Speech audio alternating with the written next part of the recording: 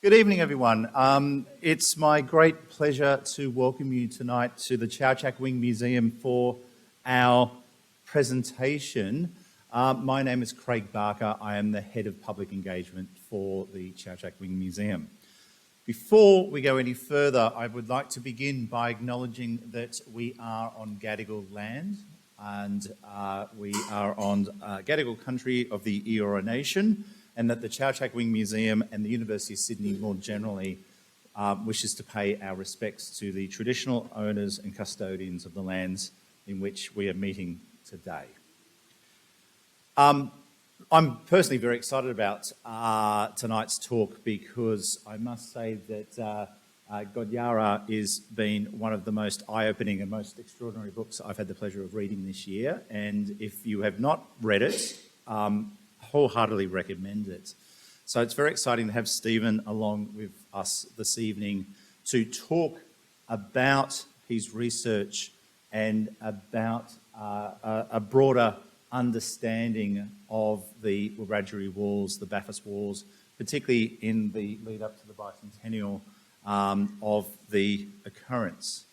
Dr. Stephen Gapps is the President of the History Council of New South Wales and a co-joined lecturer at the University of Newcastle. Stephen is also currently working with Artefact Heritage Services as well, and I think in many ways exemplifies the very best of being a public historian with really exciting research, but then also that engagement as well. And I'm going to come back to a very important part of that public outreach in one moment. Until quite recently, he was also a senior curator at the Australian National Maritime Museum. And if you've had a chance to visit the museum in recent months, you will have seen some of your handiwork as well. His first book, The Sydney Wars, Conflict in the Early Colony, 1788 to 1817, was the inaugural winner of the Les Cowlin Award for Military History, awarded in 2020. Wiradyuri was published in 2021 by New South Wales Books and has been shortlisted in this year, was shortlisted for the New South Wales Premier's History Award. As well as talking about the book and about his research, one aspect of Stephen's current work has also been his involvement with Rachel Perkins's documentary screened on SBS and NITV only a month ago on the Frontier Wars and the broader Australian wars as well. And I'm not sure if we're allowed to talk about it publicly, but beyond the documentary, there is a whole lot of other exciting aspects coming out of that particular project as well. So Stephen's going to present this evening, but then also give us an opportunity for some questions, if anyone may have them. And I think that it might be a really good opportunity to talk about the broader research questions that have come out of that documentary and the much wider scope of actually understanding frontier wars within this country. So, please join me in welcoming Dr. Stephen Gapps. Thank you.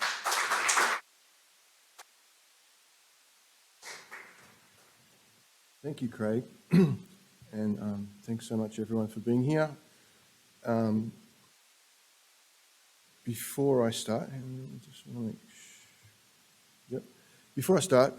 I'd like to also acknowledge the traditional owners of where we are today and pay my respects to elders past and present. I acknowledge their continued connections to land, to water and to country, and I wish to acknowledge any First Nations people who might be here tonight, in particular any elders, and to acknowledge that we're all gathered on unceded Aboriginal lands. I'd also like to thank the Wiradyuri people involved in the research and writing of my book. In particular, I wish to thank Uncle Bill Allen Jr. or Dinawan, as well as the other people from the Gunigal, Maini, Wiradyuri, Diyoung, or the Bathurst Elders group. To all those who assisted with the research for this project, a huge mandangu or thank you in Wiradyuri. And thanks, Craig, for that wonderful introduction and for inviting me to talk today. So the talk will focus on the research conducted for Wiradyuri. I'd like to explore a few particular areas and themes that came from researching the early period of occupation of Wiradyuri lands by colonists, and to attempt to shine a bit more light on a few areas, in particular, how effective Wiradyuri resistance warfare was, how both the British and the Wiradyuri regarded this conflict as a war at the time, and how we've truly failed to comprehend and to commemorate the Bathurst War. So over many years of history writing about the first settlement west of the Blue Mountains, about road making, about convicts, about bushrangers, explorers and pioneers, the Bathurst War has received very little attention, particularly from historians, and has had very little emphasis in local histories of the region. Any trace of the war was virtually forgotten during the great period of colonial expansion across New South Wales during the 1830s, and then all but completely erased in both a physical and historical sense by the gold rush period of the 1850s. It's not until the 1880s that old-timers and their children, such as the pastoralist, Sutter and Cox families, began to put pen to paper, recalling the war as part of local stories about the hardships suffered by the so-called pioneers in the so-called early days. From Charles Sloman's 1938 History of Bathurst to Bernard Greaves' 1959 work, The Story of Bathurst, the writing of history in Bathurst included but a handful of sentences about the people whom the colonists dispossessed. But by the late 1960s, some local historians had begun to pay more attention to the story of the warrior and leader Wiradyuri. Initially known by the colonists as Saturday, Wiradyuri rose to prominence in 1824 as a significant resistance leader. His story, and even his traditional name, are only largely remembered by non-Wiradyuri people today through his connections with the Sutter family, on whose property the warrior is buried. And that's an image there. In 1971, Tom Salisbury and Percy Gresser published Wiradyuri of the Wiradyuri, Martial Law at Bathurst, 1824. Now, this was groundbreaking local history written by non-Aboriginal people. Indeed, their, albeit brief, publication came to be regarded as the definitive account of the Bathurst War and has remained so until recently. Interestingly, I was very lucky to have 96-year-old Tom Salisbury listening on a talk, a Zoom talk I gave a few weeks ago. And he was popping comments into the chat box as well, which was just wonderful. And Tom really appreciated the fact that someone had taken up the work that he had begun. In the 1970s, the telling of Bathurst history was slowly changing. But Wiradyuri of the Wiradyuri was, as the authors put it, a story of tragedy and suffering. It focused on massacre, not resistance, and ended with a patent untruth. Quote, and so the Wiradyuri people of the Bathurst area gradually disappeared and have finally vanished. Now, Wiradyuri people around Bathurst certainly had to confront what Amber Young man and Aboriginal historian Callum Clayton Dixon has called the colonial apocalypse. But as Clayton Dixon shows in the case of the New England region, Aboriginal people did not merely vanish under the juggernaut of British occupation. They both fought back and survived. It took Wiradyuri woman Mary Coe's 1986 publication, Wiradyuri, a Wiradyuri Koori, to bring the survival of her people to the fore in the broader story of the warfare and the killings of the early 1820s around Bathurst. Still, other historians writing about frontier war conflict in the 1980s and 1990s continued to see Wiradyuri resistance as valiant but ultimately a tragic affair conducted against impossible odds and, quite simply, a series of massacres. Now, new research by historians with a mission to include Aboriginal resistance in the pantheon of Australian military history has begun to change our understanding of Aboriginal traditional and colonial resistance warfare and how effective it actually was on the frontier. And in particular, I note the work of Wiradyuri military historian Mina Murray, who is considering the adaptation of traditional warfare to resistance wars and leading an incredibly rich emerging field of study. So in the book, Good Yarra, the idea that the Wiradyuri were, as the prominent Bathurst historian Theo Barker wrote, quote, wandering bands who attacked Europeans as opportunities arose, is shown in a fresh light. Good Yarra pays much more attention to the voices of Wiradyuri people in historical archives, to their stories that continue to be told today, and to a clearer understanding of how military operations occurred in the far-flung and always overstretched edges of the colony. Gujarat, I think, clearly shows a coordinated, sustained and intense campaign occurred, a campaign that threatened the core of the colonists' vast enterprise of occupying Wiradyuri country and stocking it with sheep and cattle. Now, in some ways, local and other historians were bound to get it wrong. For various reasons, the historical, oral and archaeological evidence is lacking, missing, or still to be revealed. Wiradyuri people who still hold stories have often been ignored. While there have been treatments of the warfare at Bathurst in various general frontier wars histories, many of the questions posed by historians 40 years ago about the extent of violence and massacres that occurred there remain unanswered. As historian Emma Dortons has pointed out, the limited record of escalating violence from 1823 in the period of martial law in 1824 leave the historian with a hazy understanding of the nature and the severity of the conflict.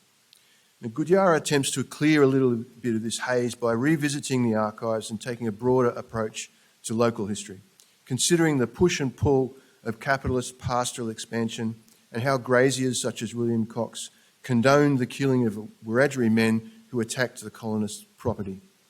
It also looks for the first time at many of the minor players, beyond the story of the heroic resistance leader Wiradyuri and his relationship with the Sutter family. People such as the guide Aaron, if you drive between Bathurst and Mudgee, the back way, you come across a pass that's just got a little name, Aaron's Pass. That's named after Aaron.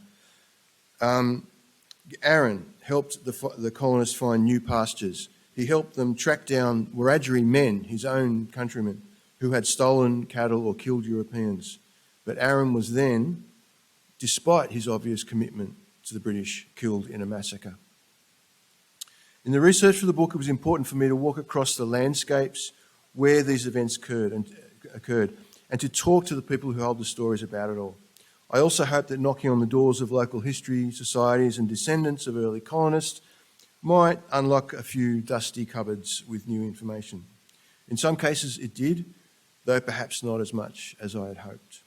However, I'd like to think the book will what I think is an environment where keeping your ancestors' involvement in massacres a secret is changing. It might drag out some stories. Now, the fight back against the colonists and their tens of thousands of sheep and cattle that were entering Wiradyuri country. And I like to talk about the colonists and their sheep and cattle in one continuum because they were part of the invasion. They told the colonists in no uncertain terms that the Wiradyuri were going to, quote, tumble down the white men, to kill all the white men. To understand how after 8 years of comparative peace and cooperation from when the Europeans first arrived and established the Bathurst Township in 1815, things had come to this, we need to understand the pressure that was building on Wiradyuri people and how they saw opportunities to halt the expansion of the colony. So the summer of 1823-4 was a harsh one. The pastoralist and bushman, William Lawson Jr., complained that it had been unusually hot and there was no grass worth speaking of in the Bathurst area. Now, Lawson's father had crossed the Blue Mountains, as you probably know from your school history, in 1813 and had also been the commandant at Bathurst for a period. By 1824, William Lawson Sr. had established a large sheep and cattle station to the south of Bathurst and had accrued huge wealth from this and other stock runs in the district. Lawson also said it was hot and he told his sons to shift all their sheep to the Mudgee area where there was still pasturage. So after that first settlement in 1815, from then, a highly regulated occupation of Wiradyuri lands occurred. But by 1822, Governor Macquarie and that regulation system had been chucked out after the big report. And I won't go into the details, but Governor Brisbane had replaced Macquarie. Brisbane had been tasked with opening up the land to the west of the Blue Mountains effectively to stockholders who were champing at the bit to occupy the fertile country Wiradyuri people had maintained for thousands of years. Now, Superintendent of Government Stock, John Maxwell, had 6,000 sheep and cattle under his charge, just a small portion of the tens of thousands that were there, in the various government stations around the Bathurst Plains. In March 1824, Maxwell was forced by the drought to send a large number of the stock back to the Swallow Creek station just west of Bathurst. After raids and attacks by warriors, this station had actually been abandoned in 1823, just showing you the lead up to what was happening. Like much of the fringes of the Bathurst Plains, Swallow Creek is flanked by rolling hillsides, and this image shows, if you look down there, that heads down to Swallow Creek. The western edge of the creek rises to a significant peak topped with huge boulders. From this rocky peak, even today, you can look out in a wide radius over the plains towards several prominent ridges, toward present-day Bathurst, Orange, and across to near Blaney. In March 1824, anyone watching the yards and huts, the abandoned yards and huts at Swallow Creek, from these hills would have seen a procession of stock and a handful of convict workers returning to the station. They would have also seen there was no military presence and few firearms, if any. Within days of its reoccupation, the Swallow Creek Government Stock Station came under attack. On the 19th of March, Patrick Ryan, a government prisoner and stationed at Swallow Creek, was grazing the government cattle in his charge when, quote, a large body of blacks, to the best of his beliefs, about 150 in number, came and herded his cattle in various directions. Alone and unarmed, Ryan ran as fast as he could, pursued by about 20, who came up with him and knocked him down. According to Ryan's later statement to Magistrate William Lawson and Commandant Lieutenant James Morissette, he escaped and made for a hut 1.5 miles distant up Swallow Creek Valley, where he gave the alarm to 2 other stockmen who were there, McKaylee and Anderson. McKaylee then went further up the creek, and we're heading up to the right in that image, further up the creek to where 2 soldiers were stationed, Private John Softley and John Epslem. Such a small detachment of soldiers might seem unusual. From 1822, the growing number of sheep and cattle outstations spreading around the Bathurst region had been under regular attack from Wiradyuri warriors, who were taking or destroying stock and threatening to Murrugarund whitefellows, or tumble down or kill all the whitefellows. But the British military had learned several key tactics from the experiences of guerrilla warfare in the Sydney Wars. And this is an image of, you probably can't see it very well, of the campaigns of 1816. As Governor Brisbane noted in June 1824, infantry have no chance of success against warriors in rugged terrain. Before the establishment of the mounted police in 1825, the military response was to create a network of small garrisons dispersed around the outstations, rather than to attempt fruitless, punitive expeditions on foot. John Anderson remained at the Swallow Creek hut, and then, according to Ryan, quote, the blacks came shortly after, about 60 in number, came to the hut, took possession of the provisions and ate what they required. Then, in only what can have been preparation to carry off supplies, the Wiradyuri tied up the blankets, the bedding and everything that the hut contained. Now, according to William Lawson's son, John, the Wiradyuri at Swallow Creek were on a war footing. He later wrote that a great number were all marked over with pipe clay, which was, quote, a sure token they were bent for mischief. When McKaylee arrived at the Kings Plains station around 8 or 9 o'clock that night, the 2 privates acted according to their standing orders. Another important tactic the British had refined in earlier colonial warfare was to reinforce such paltry detachments with armed colonists. At Bathurst, with the majority of the European population being convicts, even these prisoners of the Crown were at this point being provided with firearms. The soldiers' standing orders not only included adding a hasty auxiliary force to their ranks, but they were to be under the command of the local convict overseer. So suddenly, a detachment of 2 soldiers became a small unit of 5 or 6 muskets with a commander.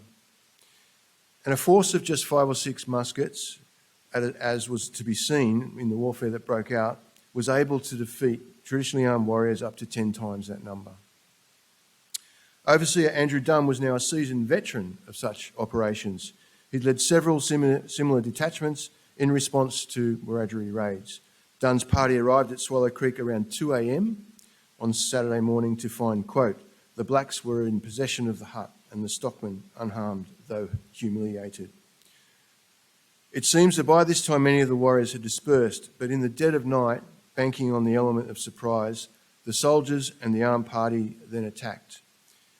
Softly entered the hut, and according to him, some of them attempted to escape, but others made resistance. And one man then caught hold of his musket, and another man had a spade in his hand and made a blow at him, which he parried off with his musket. Otherwise it would have killed him, he said, and the blow was sloped off and the musket broken in two. So close quarters fighting broke out in the hut, and both soldiers, as reported, were then obliged to act in their defence. There's little further information about what happened, merely that they managed to take 3 prisoners and 2 other Wiradyuri men were killed and the remainder dispersed, suggesting they may have fired at them as they were fleeing the scene. The Wiradyuri had captured supplies, herded and driven off stock, and attempted to kill 2 soldiers. But after the so-called affray at Swallow Creek, the station didn't come under attack again. The government stock station, just 20 kilometres west of Bathurst, that had been abandoned due to raids and attacked a second time, was reclaimed in a night assault by the British. Now this is a map from the book that combines all the sites of conflict I'm not sure if you can see that, with a legend that shows massacres, battles, skirmishes, attacks, raids, etc. It was drawn up by Auntie Nairi Reynolds, who's a Wiradyuri woman from Blaney. And hopefully this is informing further mapping that will go on in terms of conflict mapping in that area. So in late May 1824, Wiradyuri tactics had shifted to a new level of aggression.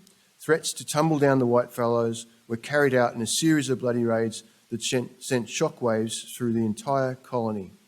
Full-scale attacks on outstations began right across the region, from the Turon River in the north to O'Connell Plains in the south, as Wiradyuri warbands mobilised. They were under the leadership of men, only some of whose traditional names we know today, such as Blucher, Jingler, Simon, Joe, Sunday and Saturday, who was known more famously as Windranine. The 150 warriors that Patrick Ryan saw at Swallow Creek were operating at the same time as groups of 200 or 300 warriors that ex-Sergeant Tom Miller reported elsewhere in the district. So we've got a period of warfare where hundreds of warriors are attacking. In early May, the colonists at Bathurst became increasingly concerned that all the Wiradyuri people, men, women, children, who had been coming in and out to the settlements and the outstations, stopped. They'd assisted the colonists in guiding and tracking. They'd worked with them since 1815, and they suddenly ceased doing that. Communications between the Wiradyuri and the colonists were completely stopped. So it seems in mid-1824, Wiradyuri groups had come together and elders had gathered to hold what European observers had regularly noted in traditional conflicts as councils of war. In resistance warfare elsewhere, particularly in Queensland, observers recorded that confederacies of tribes were formed after intertribal meetings that decided on collective action. These gatherings were, according to one observer, held to discuss peace, war and alliances. It's almost certain such discussion occurred among Wiradyuri around Bathurst, particularly as the timing of the attacks were within days of each other across hundreds of kilometres. An intention to conduct all-out warfare generally considers the possible outcomes: a path to victory, a particular gain, or a negotiated peace. Historians have generally seen the conflict around Bathurst and elsewhere right across the frontiers as uncoordinated and sporadic, with few specific goals beyond revenge and desperation. Yet a closer analysis of the historical record and a consideration of just how traditional warfare was transformed into coordinated anti-colonial resistance suggests otherwise. It seems united Wiradyuri warbands aimed to limit the colonists' advance, to push them back to Bathurst and to force a negotiated settlement. As Uncle Bill Allen Jr. and who's a descendant of Wiradyuri, noted to me in discussions about the Bathurst War, protocols of consensus across alliances of different groups were always conducted in discussions led by elders. A strategy for the conduct of the war would also have been communicated by messages, by smoke signals or other signals, or by individual messengers, runners, to all Wiradyuri groups in nearby areas. And it seems far beyond. There's a report that in mid-1824, at the height of all this conflict, at Camden, a group of Aboriginal people from the south coast were heading to Bathurst. To quote John MacArthur at Camden, to quote, to slay and to eat. The story of the Bathurst War, perhaps more correctly known as the First Wiradyuri War of Resistance, has in the past been seen largely through the lens of, as I've said, Wiradyuri. While his attacks to the north were fierce and bloody, there was a simultaneous series of raids by other war bands that have been overlooked. The resistance in 1824 was total and widespread across the central west region, stretching from, I don't know if you know, Merriwa in the Upper Hunter Valley, to present-day Mudgee, Rylstone, and to the south of near Blaney. So Wiradyuri's sudden and deadly attacks on three pastoral properties to the north of Bathurst in late May certainly had an impact. In early June, people in the Bathurst township witnessed a cart trundling through the streets with 7 dead convict stock workers' bodies piled in it. Stock workers across the Bathurst Plains were reported to be cowering in their huts, unable to leave for fear of being killed. Hundreds of cattle and sheep had either been killed or dispersed, or had been gathered up into herds and claimed by Wiradyuri people. Now, rather than just spearing a cow for food, Wiradyuri were clearly driving their own stock, taking herds of 70-odd cattle for what can only be seen as their own mobile food supply. Now, Major Thomas Mitchell, just a few years after this, actually was to suggest that if Aboriginal people did herd their own cattle, they would be difficult to defeat in war. Mitchell, who was an ex-army officer, could see the threat posed by war bands with mobile food supplies. By July, the number of dead colonists had risen to 21, with numerous others wounded. The pastoralists and stockholders of Sydney were in an uproar, clamouring for military intervention. A man writing under the name of Fidelis, very likely William Cox, ex-army officer, first commandant at Bathurst with thousands of his own sheep and cattle in the district, wrote to the Sydney Gazette that the Wiradyuri were about to, quote, crush the flowering prospects of our little colony. It also seems to have been William Cox who suggested in a meeting with Governor Brisbane that the colonists should form one continuous line of soldiers and armed settlers to sweep the Bathurst Plains. Now, that may sound familiar to you as a plan later and infamously conducted in Tasmania, called the Black Line. In early August, to emphasise his point, Cox declared that the natives may now be called at war with the Europeans and demanded action. But instead of a black line, martial law was declared, kind of a compromise, west of the Blue Mountains, and the military garrison there was reinforced. Commandant Morissette responded with a sweep of 3 divisions or detachments of soldiers and armed colonists as well across the region.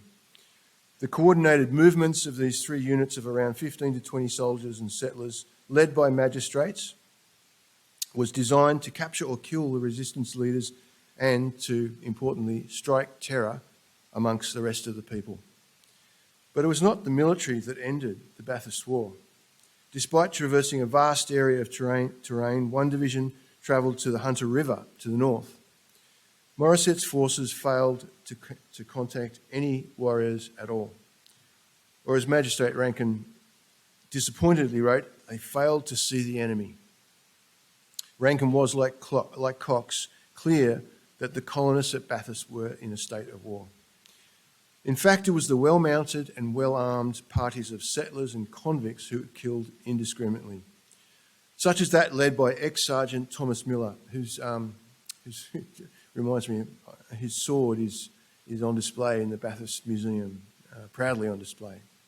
And I often wonder if he took that sword on this campaign. Miller later admitted in his memoirs that they, quote, shot and killed any they came across, little and big, young and old, shared the same fate.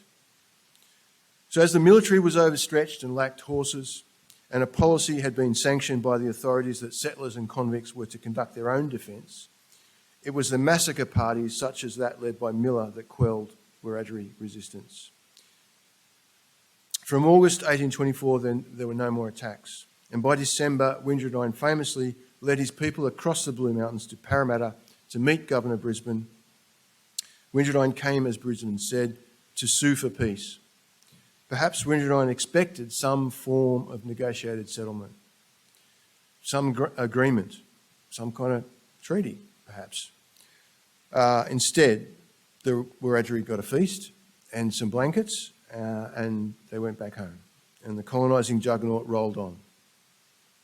How serious really was the threat to the flourishing prospects of the colony? Stock losses were great.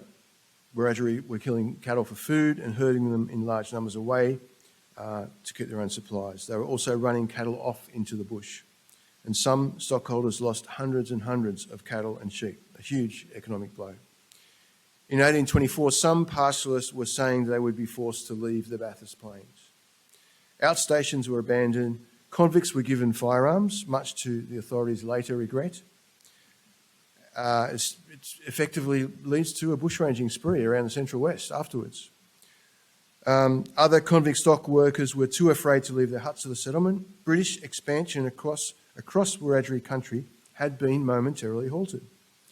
And tragically, the British were forced to place the defence of the so-called out-settlements even further in the hands of non-military, well-armed, well-mounted colonists, and they changed the nature of frontier warfare. It was these men who took up the indiscriminate massacre.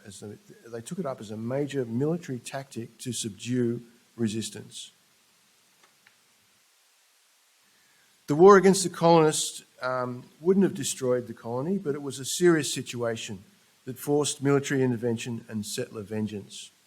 In my mind, it's a travesty this Wiradyuri resistance has not been seen as a war in Australian history, and nor has it been commemorated as such by non-Indigenous people today.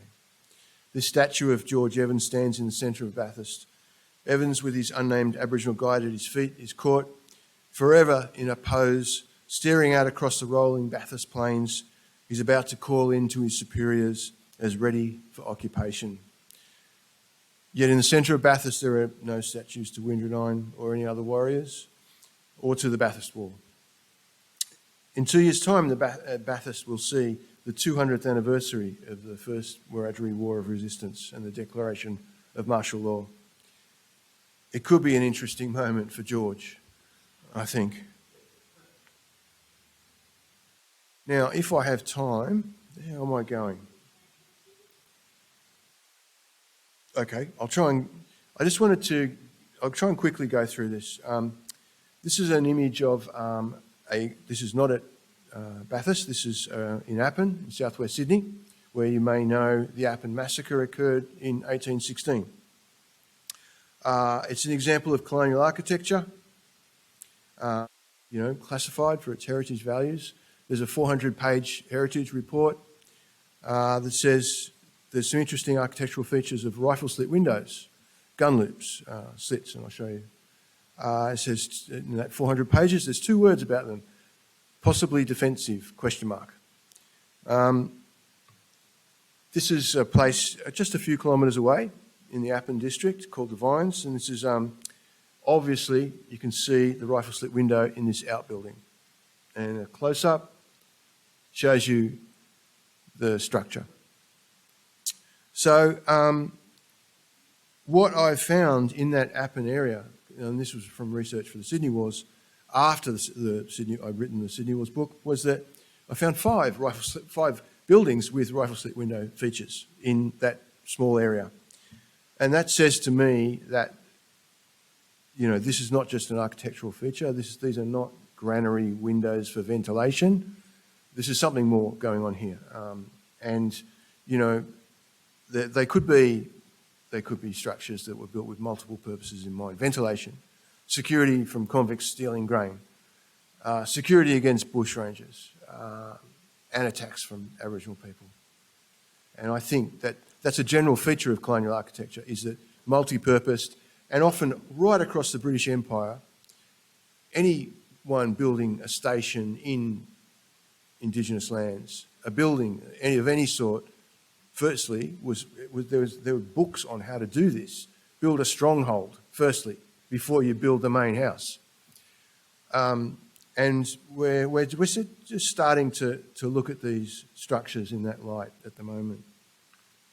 And hopefully, around Bathurst, we do the same. Because I spoke with some local historians and they said, no, there's no defensive features. They didn't build a stockade, they didn't build a fort.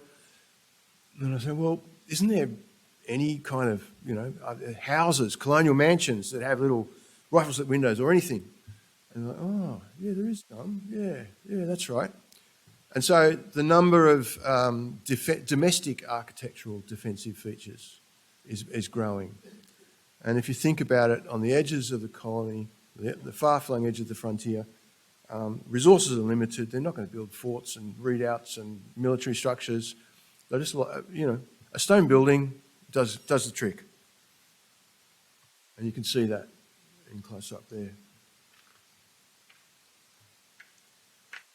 Now, just briefly, hopefully you're familiar with this as the colonial massacre map, frontier massacre map, online map, developed from a team at Newcastle University under Lyndall Ryan. And recently the map went through its fourth major update of revisions and additions. If we zoom into the Central West, you'll see two massacres noted, one at the Turon River and the other near Rylstone. And for anyone who's read Gujarat, this may seem at odds with the other massacres that I talk about in the book. But the massacre mapping project, for various reasons I won't go into, limited their definition of a massacre to the deliberate and unlawful killing of 6 or more undefended people in one operation. Now, I gave a talk once on my book on the Sydney Wars, and one of the audience members asked a question, questioned my inclusion of killing 4 or 5 undefended people being called a massacre. For this person, I think a massacre had to mean lots and lots of people were killed. But if we look at, for one example, if we look at Bathurst, there's an instance of 3 defenceless women at 8 Mile Swamp, so we know exactly where that occurred as well. It's just south of Bathurst, 8 miles south of Bathurst. 3 defenceless women, is that not a massacre? Do we need to consider, how many more people, the numbers of people were put on the map? But just what I'll try and finish up is, in light of the current documentary, The Australian Wars, that Craig mentioned, I want to finish by turning from massacre to resistance. In fact, to the relationship between the two. Now, as the Massacre Project notes, from the moment the British invaded Australia in 1788, they encountered active resistance from Aboriginal and Torres Strait Islander owners. In the Frontier Wars, which continued to the 1920s, Frontier Wars were a defining strategy to contain and eradicate that resistance. A defining strategy to contain and eradicate that resistance. So in some ways we might begin to think of frontier massacres as a military strategy, largely conducted by frontiersmen who had been encouraged by the large landowners to use the tactic of massacre to halt resistance. These tactics had been informally sanctioned by the authorities since the first punitive expeditions, I'd argue, around the Sydney region in 1788. These expeditions were also used the same language. They were designed to strike terror into the population, 1788 and 1824. They were ordered to cut off the heads of warriors and bring them back in sacks. With such work as the Massacre Mapping Project, we're beginning to understand the extent of frontier violence. We're only now also beginning to understand the connections between massacre and resistance warfare. Just recently, I'm looking at a case where it's labelled the blah blah massacre, and I'm actually looking much more closely at it, and I think it should be called the the Battle of blah blah, that then has a massacre afterwards. But the first element of that was a battle. And if we need to focus on these massacres because they're really important, but we also need to remember about the battles that occurred as well. So the impending anniversary of the declaration of martial law west of the mountains is an important moment in the history of Bathurst, and I'd suggest also more broadly. Henry Reynolds has noted that the process of truth-telling is the ultimate form of respect that non-First Nations people can be part of. The Wiradyuri the Wiradyuri War, is the story of how Aboriginal people fought for their country and way of life. One day it might take a more central role in our commemoration of Australians at war. Recognising the First Wiradyuri War of Resistance as a prominent part of the local history of Bathurst will be an important step in that process. The massacres and killings that occurred during the Bathurst War would also feature in any account of Australia's past that was part of a broader investigation into historical injustices. So on that note, I'll end this talk and say Mandang Guru, which is thank you in Wiradyuri. Thank you.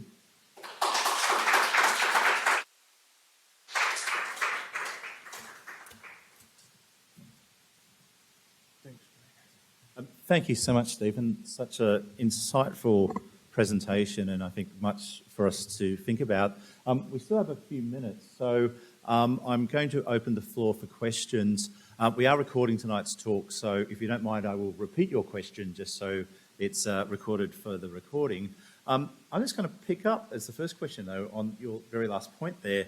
And given the very contentious political discussion of late, and particularly since the documentary series as well, about the Australian War Memorial's lack of recognition of the Australian wars and the frontier wars more generally, clearly it's inevitable that the Australian War Memorial will eventually change its position.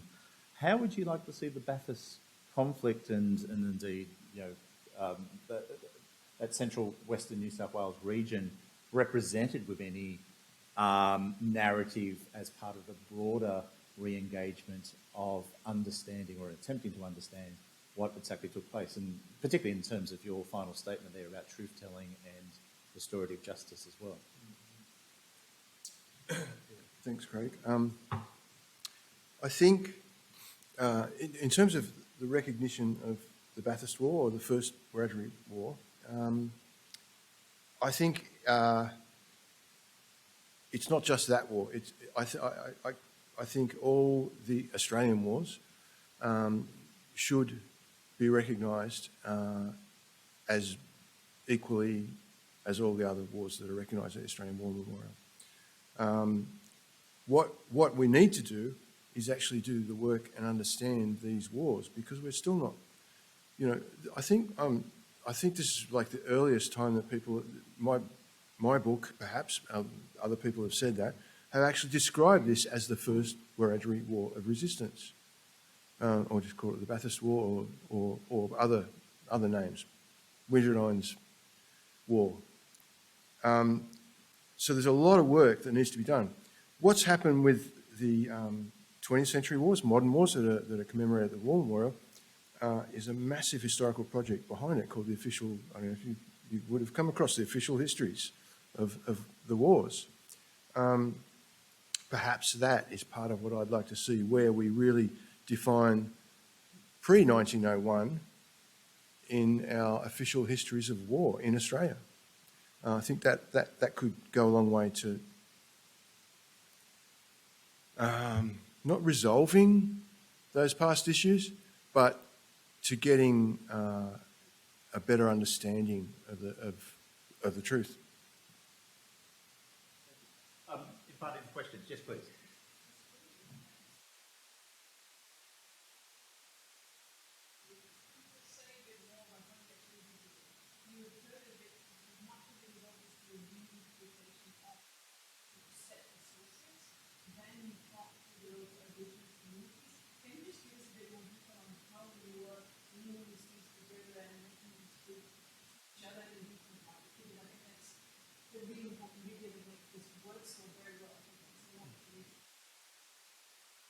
For the recording, the question was about the methodology of the historiography of the project and how you engaged with both official sources, but also with local communities and oral traditions as well.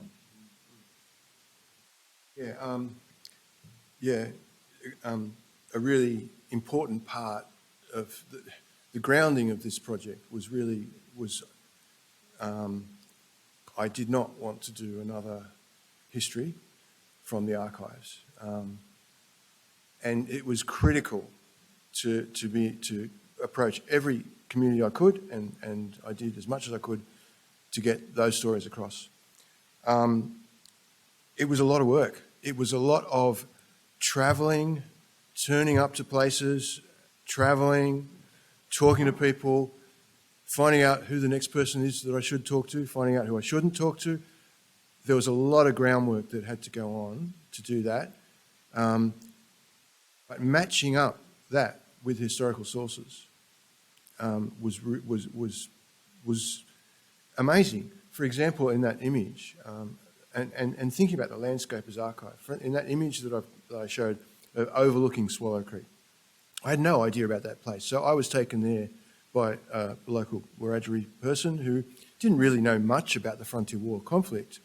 But when we talked about landscape and possible communication networks and where certain instances occurred, he was like, yeah, you should go to Swallow Creek, the outcrop above Swallow Creek. And I was like, wow, putting the archive with that information together just made, it actually made almost a new historical understanding of those events. So that was really important. The other element, talking to people, just being aware that when we're talking to people, some of the people I was talking to are descendants of people who survived massacres who were children. So they don't have necessarily a memory of it was 27 soldiers at this place whatsoever. They don't, so because that information that knowledge was cut off from them in a massacre. But they know that they were brought up as an orphan, their ancestors were brought up for example, as an orphan child from a massacre that took place in this area. And those stories are so strong and so compelling. And I try to to flesh out more of that information that had been severed by those massacres. Yeah. Any other questions? Yes, sir.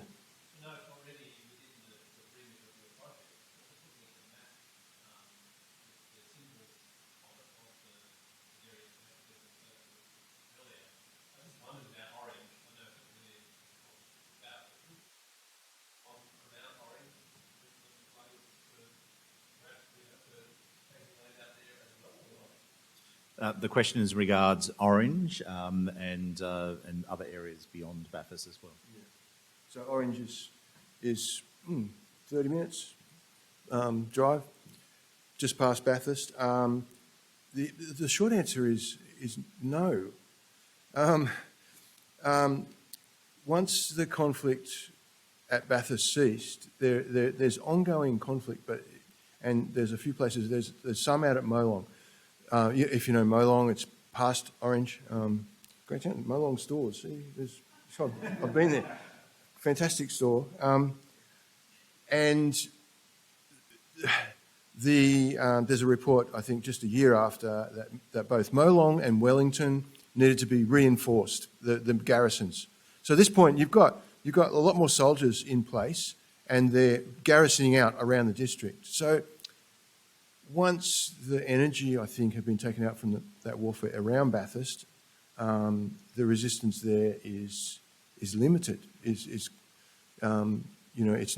can't be combined anymore. And in effect, the British showed their firepower. They struck terror, and I think the Wiradyuri around the Bathurst region nearby, their opportunities for resistance were limited.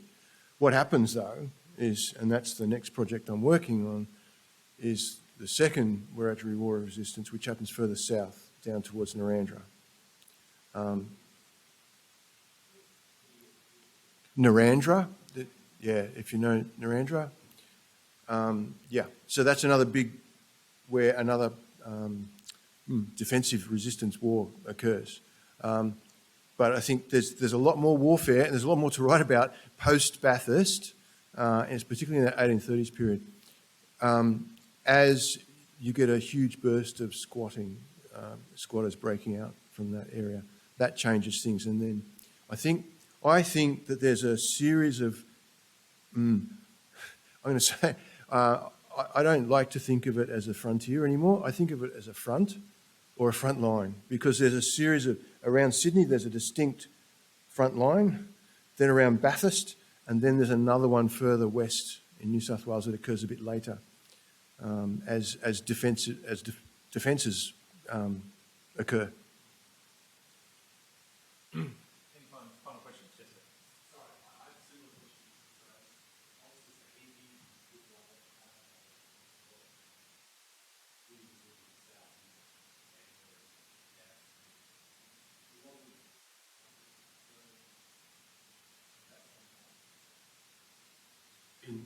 The question is in regards any similar conflict at a contemporaneous, a little bit further south, and particularly in terms of the movement of colonial settlement. Yep. No, you're correct. Towards the Goulburn area, but it's very. The problem with a lot of this is that it's very undocumented. That is the biggest problem. One difference I've already noted in further research is that there's a lot more documentation about the Victorian squatters and what happens in what becomes Victoria than in New South Wales. And I think it's something to do with a lot of the New South Wales records got destroyed in the fire at the exhibition building in Sydney. So there's a lot of missing material. And so around Goulburn and Yass there is conflict, and I haven't really looked into it, but there is some, but it's not as intense as what occurred at Bathurst or further south. I also think the pushes by squatters at first are kind of easily managed by people, and this is, I think, what happens around Bathurst. The 150 settlers in Bathurst and surrounded by several thousand Wiradyuri people, they're just a pinprick in the Wiradyuri nation, you know. It's not until that those colonists and their sheep grow and grow and grow, that's where it occurs, where the resistance begins, yeah. I think we have time for one more question, if there's another one from the floor.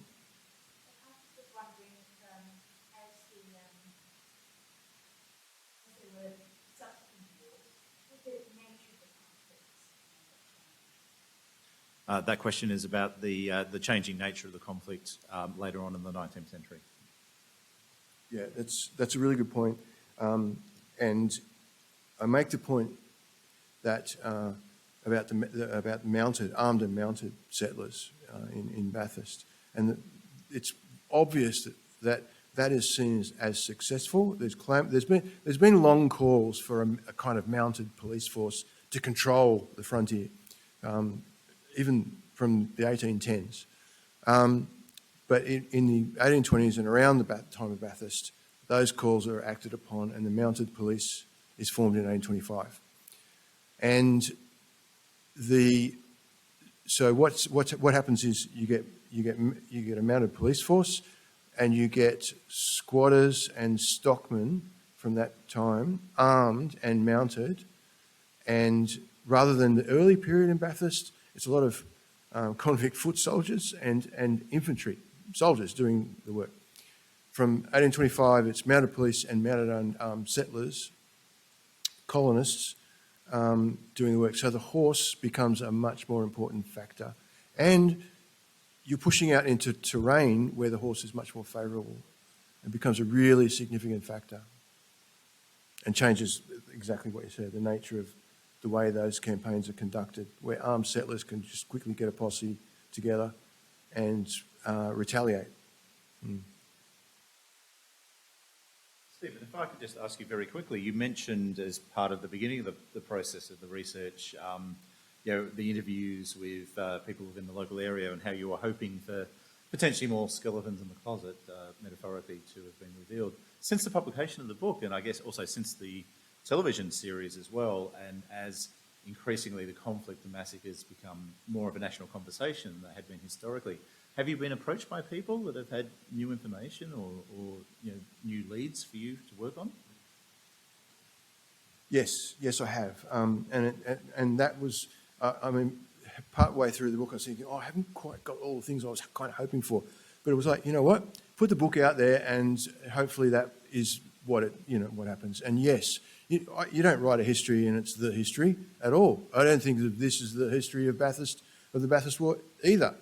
It's not. It's an ongoing project. And I'm hoping that emerging historians will take up and do much more work with this, and that other settler descendant families might be more forthcoming as well.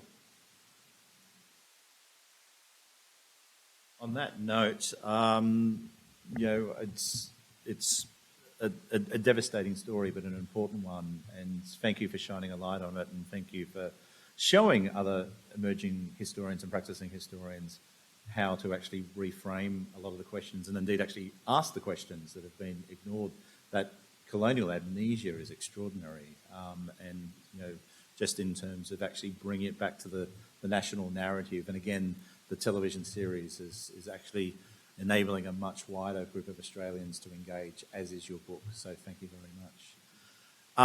Just very quickly to wrap up, I would like to extend an invitation to you all this evening to join us for some forthcoming talks at the Chow Chak Wing Museum, both of whom in many ways are similar themed, albeit on different subject matters. But next Thursday evening, as the 2022 Being Collected series, we will be hosting a talk by Gay Sculforth, based upon her decade of work and research with the British Museum, and in particular the British Museum's collection of New South Wales Aboriginal material culture as well. So again, reframing collections within that colonising and a process, and attempting to actually return a narrative voice.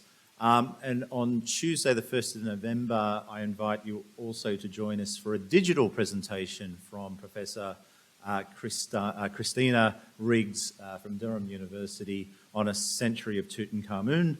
And whilst you may think that Egypt is completely a separate topic, what's interesting is that Professor Riggs is a number of prominent Egyptologists who are no longer calling themselves Egyptologists, actually, but are looking at the lens of historical work in ancient Egypt, including the discovery of Tutankhamun's tomb, for a decolonising lens as well, and excitingly a lot of Egyptian voices as well. So it's a global conversation in many ways, and it's interesting to have a New South Wales spotlight.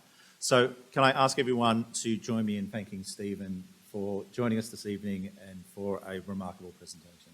Thank you.